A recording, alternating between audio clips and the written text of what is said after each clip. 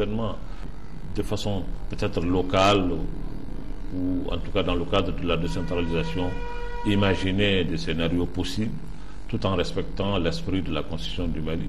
Je crois que les Maliens ne sont pas aussi pauvres en imagination pour ne pas trouver une solution qui nous est propre, Inch'Allah. Vous avez dit que vous avez rencontré certains responsables des occupants. On sait que parmi les occupants, il y a le groupe Ansardine avec son leader Iyad Agali. Est-ce que vous avez eu l'occasion de le rencontrer?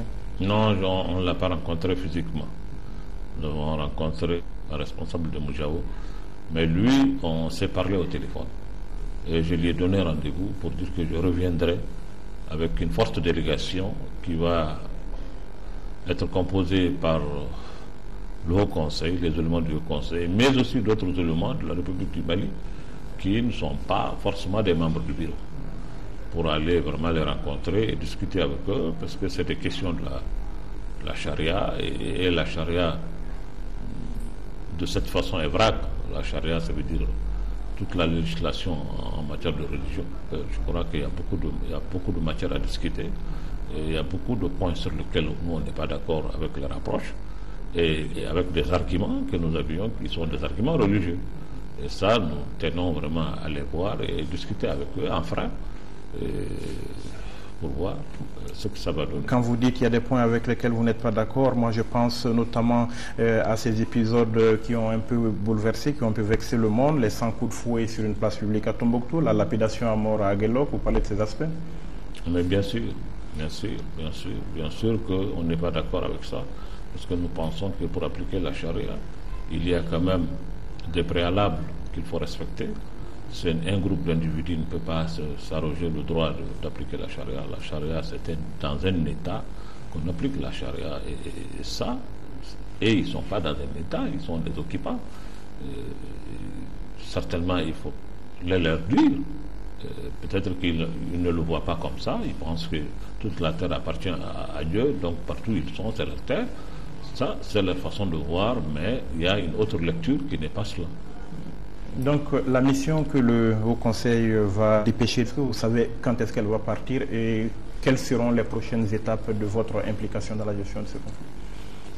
On n'a pas encore fixé la date exacte du départ de cette mission, mais nous avons une équipe d'experts qui est là, des éléments, des érudits qui sont là, qui sont en train de pencher sur toutes les questions que nous-mêmes nous pensons qui doivent faire l'objet de discussions entre nous. Donc ils sont là, cette équipe travaille et dans la semaine ils se rencontrent 2-3 fois pour essayer de voir, parce qu'il y a des questions en matière de religion dont l'interprétation peut leur donner eux des arguments pour travailler comme ça, et que nous avons une interprétation contraire donc il faut vraiment maintenant travailler ça sérieusement et aller nous asseoir avec eux. Dans les démarches que vous effectuez, vous êtes en rapport avec le gouvernement? Le gouvernement, effectivement, tout ce qu'on a eu à faire comme démarche, nous avons d'abord demandé l'autorisation du gouvernement. Nous avons essayé que le gouvernement nous donne leur aval pour entreprendre n'importe quelle démarche. C'est ce qu'on a essayé de faire, parce que nous sommes dans un État. Cet État a des normes et que nous respectons. On ne peut pas se permettre de faire quelque chose comme si un État n'existe pas. Non.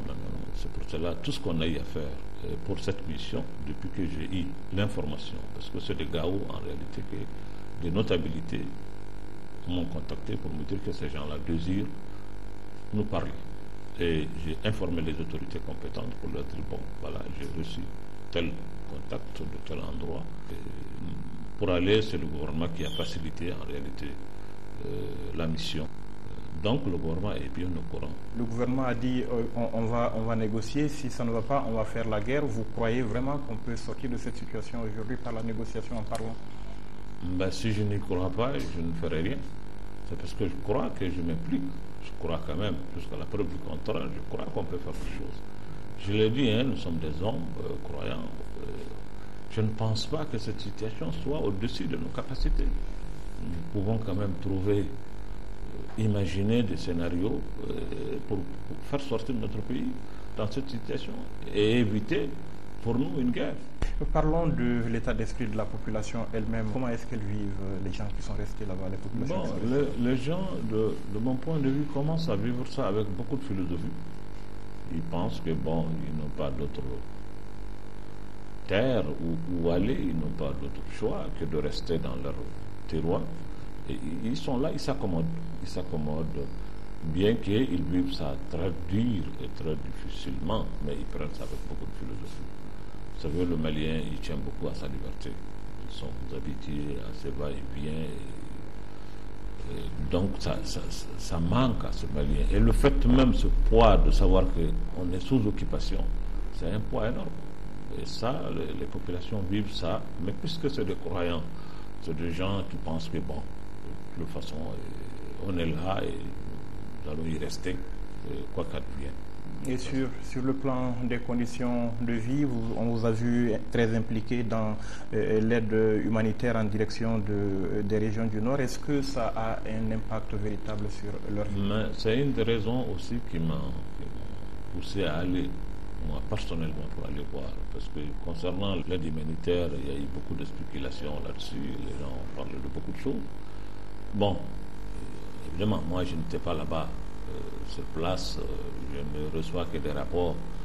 Je pensais qu'il faut peut-être profiter de cette occasion pour aller voir, et constater, vérifier, pour savoir est-ce que ce qu'on envoie effectivement arrive à la population nécessitée, ou en tout cas se détourner quelque part, par-ci, par-là.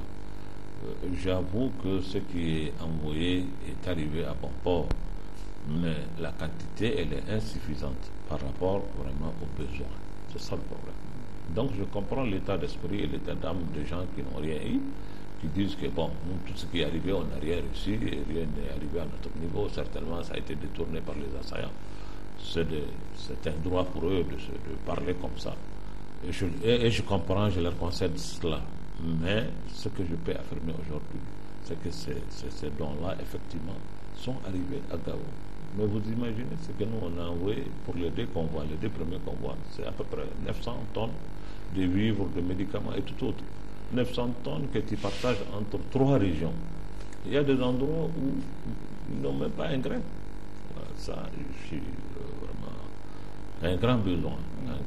L'élan de solidarité, il est peut-être insuffisant. Qu'est-ce qu'il faut envisager? Les besoins sont énormes, mais en réalité, vous savez, hein, certainement il y a des choses qu'il faut dire ailleurs qu'ici sur le plateau, parce que nous voulons aujourd'hui offrir toutes les conditions à nos compatriotes qui sont dans cette situation.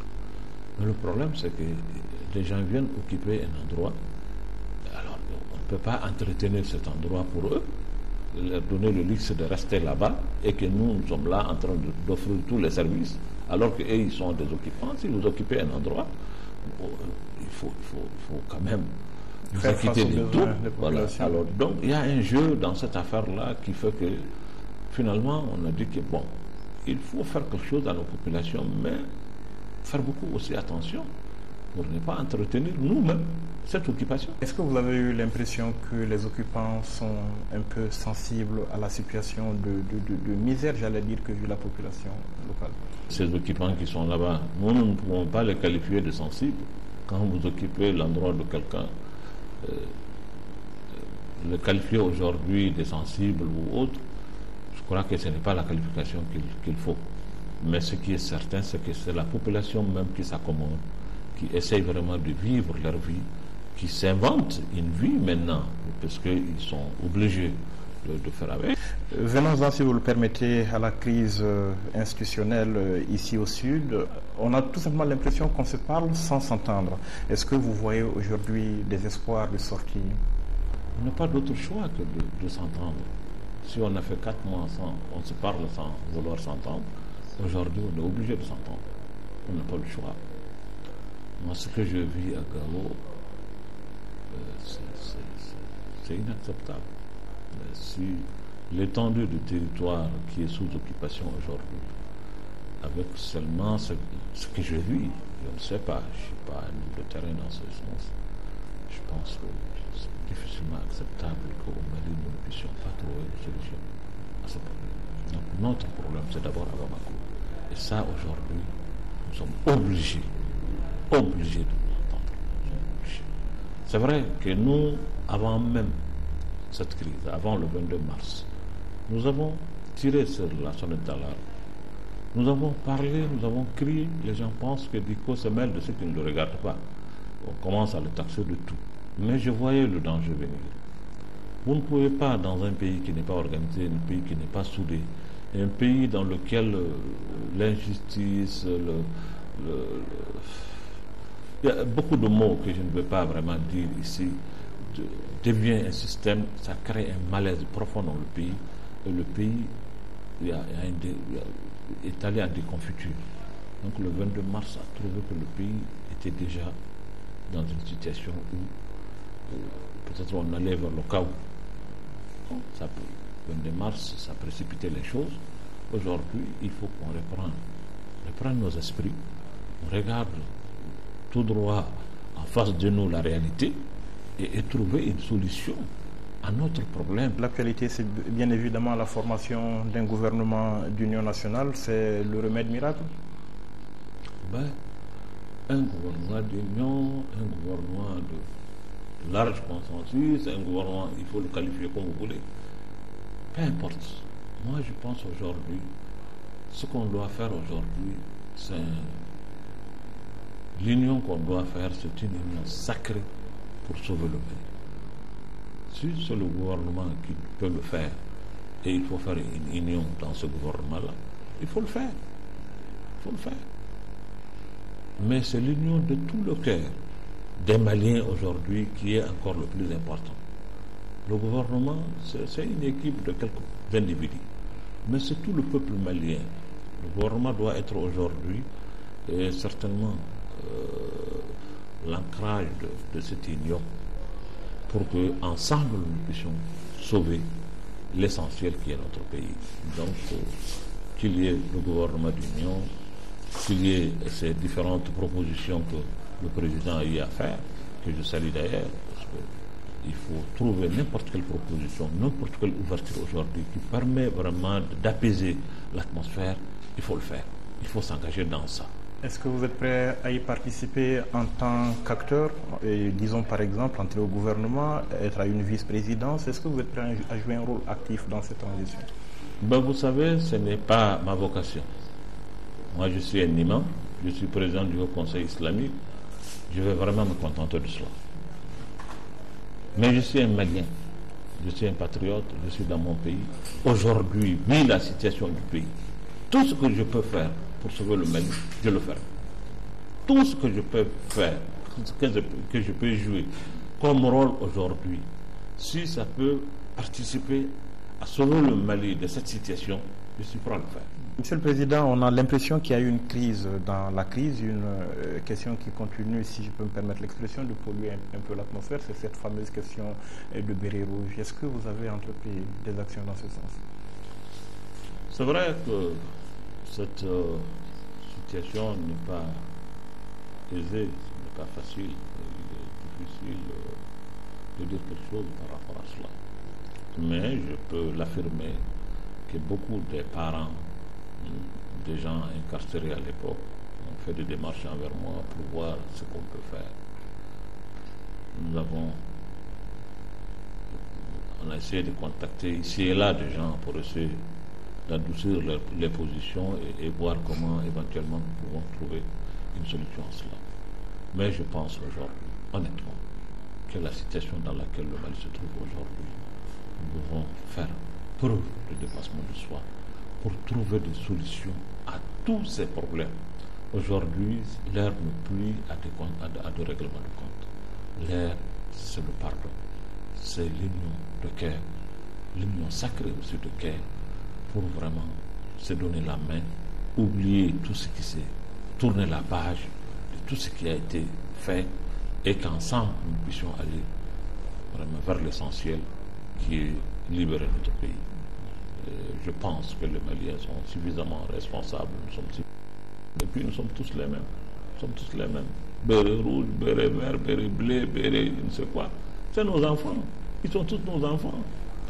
Il n'y a pas un élément d'armée, de l'armée malienne qui est venu d'ailleurs. Nous sommes tous les mêmes. Et il ne faut pas qu'on oublie cela. Nous sommes tous les mêmes. Il peut y arriver des incompréhensions par-ci, par-là, ça et là, dans un moment ou dans un autre, mais ça ne peut pas être continuel. Il faut nécessairement qu'on s'arrête aujourd'hui et qu'on mette fin à des situations comme ça et qu'ensemble on se pardonne, on se parle et puis, comme on le dit si bien chez nous, Djekafo est d'amour. Voilà. Le Djekafo là, il faut qu'on le fasse. Il faut qu'on le fasse entre nous, sans polémique, sans rien. Et aujourd'hui, je profite de votre micro pour demander à tout le Mali. Nous sommes dans un mois sacré. Demander à tout un chacun de parler avec leur cœur. De parler avec leur cœur. D'oublier le rancune, d'oublier disons la haine, mais de privilégier l'amour, le pardon. Ça, je demande à tout un chacun. Nous sommes des croyants, nous sommes dans un mois béni, dans un mois sacré. Profitons de ce mois pour vraiment pour faire une repentance réelle. Parce que ce n'est pas pour rien que le bon Dieu nous a mis dans cette situation. Nous sommes certainement coupables, qu'on revient vraiment à des meilleurs sentiments, qu'on se repentance, entre nous-mêmes, qu'on se pardonne mutuellement. Je pense que Dieu nous donnera la voie à suivre, Inch'Allah. Inch'Allah, on l'espère bien, Monsieur le Président. En tout cas, merci beaucoup d'avoir accepté de répondre à nos questions. Merci à vous aussi, chers téléspectateurs, de votre fidélité. On se retrouve la semaine prochaine, si Dieu le veut bien, en compagnie d'un autre invité. En attendant, passez d'excellents moments en compagnie des programmes de l'ORTM.